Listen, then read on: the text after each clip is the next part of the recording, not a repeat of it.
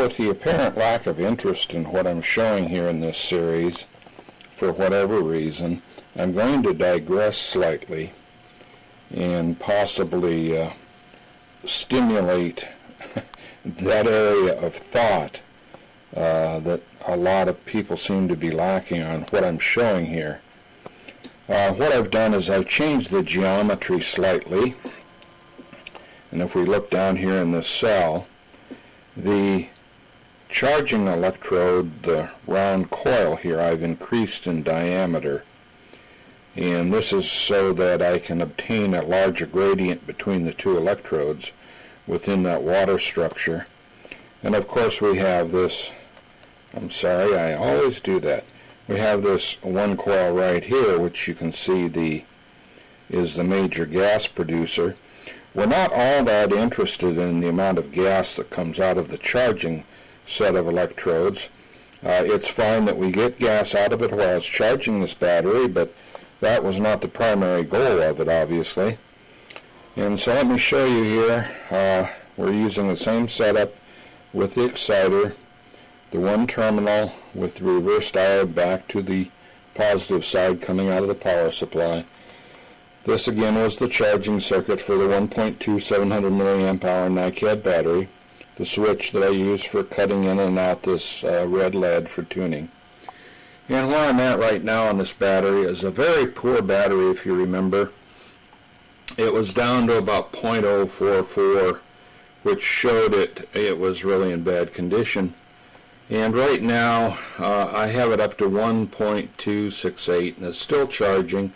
I don't know if I'll get it up to the 1325 or not before I take and set up the computer here so that we can take and look at the to find out if we really have a ghost voltage or not. Right now we're running, I've got it retuned, we're running 18 volts at 8 milliamps, about 100 milliwatts. And hold on a second, I'll bring the light down so you can see. Okay, I brought the magnifier down. You can see the primary set of electrodes and the gas production. And if I'm steady enough, you can actually see the bubbles coming up here from the center electrode. And the electrode is almost conditioned. I've been picking gunk off of that water for a while. It's just about gone. So if we look up the battery again, okay, we're up to 1.269. We're still climbing, obviously. I may let it go up there, I may not, but I wanted to digress to show you what everyone seems to be missing again. Let me take and tune this exciter. And what I'm going to do is tune it to where it's supposed to be, but I have not shown that for obvious reasons. You can see we're up to 127 now. Let's go down to this power supply and let me tune this exciter.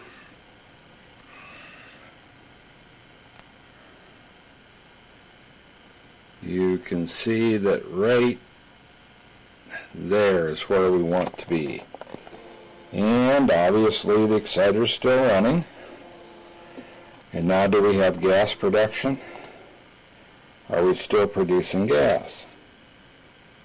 Well, it looks to me like we're producing more than we were in the beginning, aren't we? And we're drawing, according to the voltage and current here, 0 wattage, 0 current. But of course we have the error in plus or minus 2 from that supply, so it could be either a minus, which this supply will not show, a minus 2 or a plus 2. So we have a 2 milliamp deviation there, which is the specification for the supply, but you can see we're running at no current, plus or minus 2, and you can see the cell activity. Now, someone's going to come back and say, oh, well, I'm using this 1.2 volt battery. Okay, I'm going to stop the camera, disconnect that battery, so all we have is the potential coming in from the power supply. Hold on a second. Okay, as you can see, I have removed the charging system. So the electrodes, yes, are still down there, they're embedded, but there's nothing hooked here. The only thing hooked to this whole circuit, I don't know why I always have to clarify this, the only thing hooked to this whole circuit is the two leads coming out of this power supply.